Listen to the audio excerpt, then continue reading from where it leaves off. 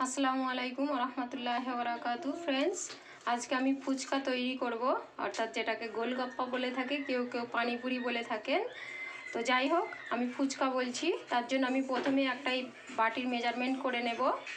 তো একই বাটির মধ্যে কিন্তু আমি মাপটা নেব। এই বাটির মধ্যে আমি নিয়েছি আটা, যেটা আমরা বাড়িতে রুটি তৈরি করার জন্য ব্যবহার করি।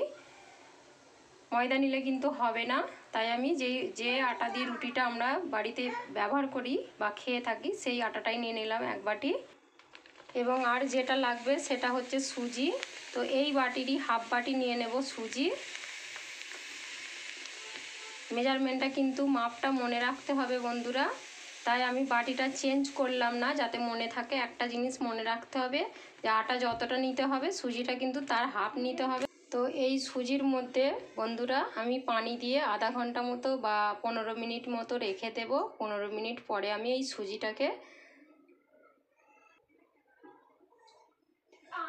তো বন্ধুরা আমি এর মধ্যে পানি দিয়ে দিলাম এবং এটা 15 মিনিটের জন্য এইভাবেই রেখে দেব। 15 মিনিট পরে আমি ফিরে আসছি।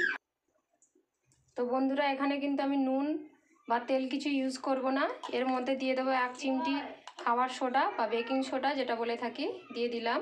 বেশি দিইনি, মাত্র 1 চিমটি দিয়েছি। আর এখানে যে সুজিটা যে ভিজিয়ে রেখেছিলাম, দেখেন বন্ধুরা এটা কিন্তু নরম হয়ে গেছে। আমি এটাকে একটু একটু করে নিয়ে এই আটার মধ্যে মেখে নেব।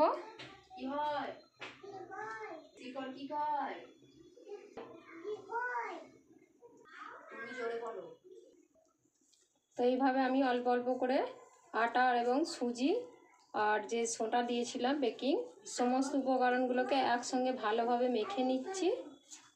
তো আপনারাও এইভাবেই মাখবেন, কিন্তু এটা খুব সুন্দরভাবে ডোটা বানিয়ে নিচ্ছি। আমি কিন্তু একবারে সুজিটা দিয়ে দিইনি, আমি অল্প অল্প করে দিয়ে আটাটা মেখে নেব। আমি সমস্ত সুজিটা এর মধ্যে দিয়ে দিলাম এবং ভালোভাবে আটাটাকে পুরো একটা ডো বানিয়ে নেব। বন্ধুরা আপনারাও এইভাবে কিন্তু বাড়িতে বানিয়ে নেবেন।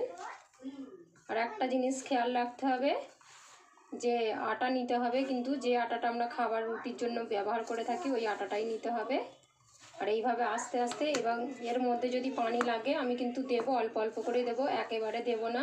একেবারে দিলে কিন্তু ডোটা ভালোভাবে হবে না, হয় নরম হয়ে যেতে পারে, নয়তোবা শক্ত হয়ে যেতে পারে। এরকম কোনো সমস্যা যাতে না হয়, তাই আমি একটু একটু করে এর মধ্যে পানি অ্যাড করব।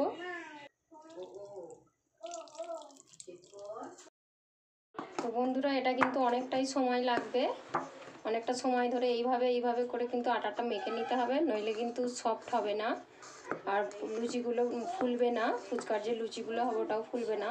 তাই আমি অনেকটা সময় নিয়ে এগুলোকে ভালোভাবে মেখে নিচ্ছি। ফ্রেন্ডস, তো বন্ধুরা দেখতেই পাচ্ছেন আটাটা কিন্তু আমার ভালোভাবে মাখানো হয়ে গেছে। আমার ডোটা এখন পুরোপুরি রেডি। এর মধ্যে আমি কিছু করব না, সামান্য পরিমাণে সাদা তেল এপিট ওপিট দিয়ে আমি এটাকে চাপা দিয়ে রেখে দেবো 15 মিনিটের জন্য। তো আমি এপিট ওপিট তেল দিয়ে রেখে দিলাম। দাঁড়াও। তো এইভাবে আমি একটা রুমালের সাহায্যে চাপা দিয়ে এর মধ্যে একটা প্লেট দিয়ে দেবো, দিয়ে ঢাকা দিয়ে আধা ঘন্টা বা 15 মিনিট রেখে দেবো। বন্ধুরা ওদিকে আমি আটা মাখানোটা রেস্টে রেখে দিলাম এবং ফুচকার যে মশলাটা হয় সেটা আমি তৈরি করে নেব, বা ফুচকার যে পুরির মধ্যে যেটা দেওয়া হয় সেটা তৈরি করার জন্য আমার লাগবে আলু আর ছোলা। এটাকে আমি তৈরি করে নিই, ততক্ষণ ওটা রেস্টে থাকুক। তো বন্ধুরা আমি পুরির যে পুরটা হবে তার জন্য এতটা আলু নিয়েছি, আর খানিকটা আমি ছোলা ভিজানো ছিল, আগে থেকে ভিজিয়ে রেখেছিলাম, এবং এইটাকে আমি সিদ্ধ করে নিচ্ছি। আমি এর মধ্যে কিছুই দেবো না, শুধুমাত্র পানি দিয়ে সিদ্ধটা করে নিচ্ছি। তো বন্ধুরা আমি এর জন্য গ্যাসের ওভেনটাকে অন করে দিলাম। আমি 2 থেকে 3টি সিটি দিয়ে নেব, ততক্ষণে আমি লুচিগুলো বেলে নেব। ফুচকার যে লুচিগুলো হবে এটা ততক্ষণ সিদ্ধ হতে থাকুক, আমি লুচিগুলো বেলে নেব। বন্ধুরা আমি আধা ঘন্টা পরে ফিরে আসছি। এই যে দেখুন এটা কিন্তু পুরোপুরিভাবে সেট হয়ে গেছে, এবং এটা থেকে আমি লেচি কেটে নেব।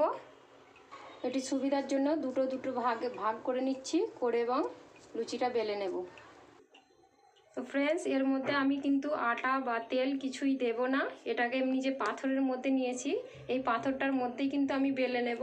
আর এটাকে কিন্তু খুব সুন্দরভাবে চারিদিকে একই মাপ আর খুব পাতলা করে কিন্তু বেলে নেব। তো তো বন্ধুরা দেখুন এইভাবে কিন্তু আমি চারিদিকটা অনেক সুন্দর করে এবং অনেকটা সময় নিয়ে বেলে নিলাম।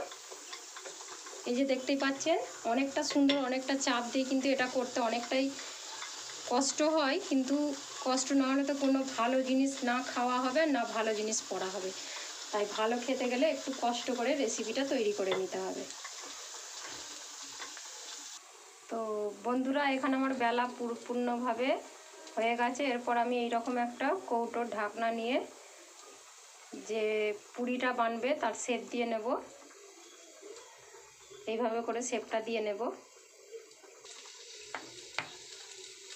বন্ধুরা দেখতে পাচ্ছেন আমার অনেকগুলো কিন্তু পুরি হয়ে গেছে তৈরি। আমি এইবার কিন্তু এইভাবে এগুলোকে তুলে নেব। এইভাবে করে সমস্ত এটাকে আমি এর থেকে বের করে নেব এক্সট্রা যে আটাটা।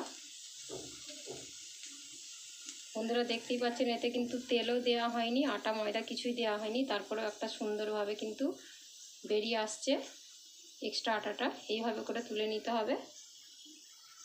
এই যে বন্ধুরা দেখতেই পাচ্ছেন এটা অনেকটা পাতলা হয়েছে। এইভাবে করে সমস্ত লেচি কাটাগুলো আমি একটা প্লেটের মধ্যে তুলে নিচ্ছি।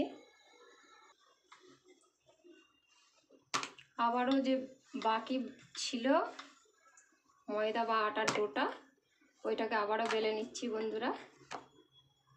এগুলো ভাজার জন্য তেলটা গরম হয়ে গেছে, কড়াইয়ের মধ্যে দিয়েও দিয়েছি, গরম হয়ে গেছে।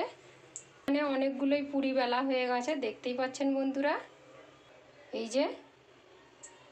যে তো এগুলোর মধ্যে যেটাকে প্রথম বেলেছি সেটাই কিন্তু আগে নিয়ে নেব, এই কথাটা কিন্তু মাথায় রাখতে হবে।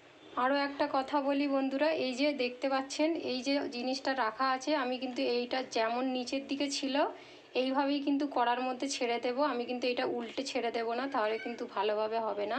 তাই আমি এটাকে এইভাবেই ছেড়ে দিলাম।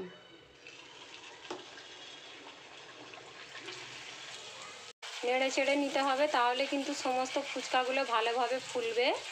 এই যে দেখতে পাচ্ছেন বন্ধুরা, এইভাবে আমি কিন্তু ফুচকার গায়ে করব না, আমি তেলের মধ্যে এইরকমভাবে নাড়াতে থাকবো, তাহলে কিন্তু প্রতিটা ফুচকাই ভালোভাবে ফুলবে। আর আমি এগুলোকে উল্টে পাল্টে একটু লাল করে ভেজে নেব, যেমন ফুচকার রং হয়। বেশি দেব না, তাহলে কিন্তু ভালোভাবে ফুলবে না, তাই আমি অল্প অল্প করে দিয়ে ফুচকাটা তৈরি করে নেব।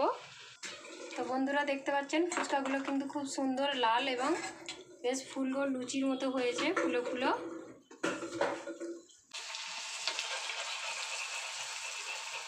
এই যে বন্ধুরা এইভাবে করে সমস্ত পুরিগুলোকে কিন্তু আমি ভেজে নিচ্ছি। এই যে দেখতে পাচ্ছেন একদম পারফেক্ট ফুলছে। অনেকে কিন্তু বলে থাকেন যে সমস্ত উপকরণ সমস্ত প্রসেস দেখার পরেও করি আপু কিন্তু ভালো ফোলে না। আমারগুলো দেখুন, আমার সমস্ত লুচিগুলোই কিন্তু ফুলছে এবং খুব সুন্দরভাবেই ফুলছে, আর রঙটাও কিন্তু খুব সুন্দরভাবে করে নিয়েছি। ফাইনালি বন্ধুরা সমস্ত ফুচকাগুলো কিন্তু বানিয়ে নিয়েছি। এই যে দেখতে পাচ্ছেন একদম ফুলো ফুলো হয়েছে, একটাও ফুচকা কিন্তু উল্টোপাল্টা বা নষ্ট হয়নি। এই যে এটাকে আমি চুরমুর বানিয়ে নেব, এটাও কতটা ফুলেছে দেখতে পাচ্ছেন। তো বন্ধুরা আমি কিন্তু পুরিগুলো ভাজা হয়ে গেছে, এরপরে কিন্তু মশলাটা বানিয়ে নেব। তার জন্য এখানে নিয়ে নিলাম, আমার যেহেতু ছোট বাচ্চারা খাবে তাই আমি ছোলাটা সিদ্ধ করে নিয়েছি, আলু সিদ্ধ করে নিয়েছি। কাঁচা দিলে ভালো হতো, কিন্তু যেহেতু আমার বাচ্চাটার বয়স এখন 2 বছর, তাই আমি কাঁচা ছোলা ওকে খাওয়াবো না, সিদ্ধ ছোলা নিয়েছি। আর এখানে নিয়েছি পেঁয়াজ কুচি, কাঁচা লঙ্কা কিছু, আর এখানে হচ্ছে লেবু। আমি লেবু দিয়ে বানাবো, কারণ আগে থেকেই বলছি যেহেতু আমার বাচ্চাটা ছোট তাই আমি তেঁতুলের টক খাওয়াবো না, তাই আমি লেবুর টক খাওয়াবো। আর এখানে নিয়ে নিয়েছি চানাচুর। তো এগুলোকে আমি সমস্ত কিছু একসঙ্গে সমস্ত উপকরণগুলো মেখে নেব। মেখে নিলেই কিন্তু আমার আলুর পুরির মধ্যে যে পুরটা হয় সেটা কিন্তু আমার রেডি হয়ে যাবে। তো চলুন এখন দেখা যাক। এতে আমি সব থেকে প্রথমে নিয়ে নেব নুন, আর এর মধ্যে দেব সামান্য পরিমাণে সরষের তেল। সরষের তেল দিলে এটা একটু টেস্টটা ভালো লাগবে, তাই সরষের তেল দিয়ে নেব। তো প্রয়োজন মতো সরষের তেল দিয়ে নিচ্ছি বন্ধুরা, আপনারা আপনাদের প্রয়োজন মতো নিয়ে নেবেন। তো আমি এখন সমস্ত উপকরণগুলোকে একসঙ্গে মিশিয়ে আমি পুরটা বানিয়ে নিচ্ছি।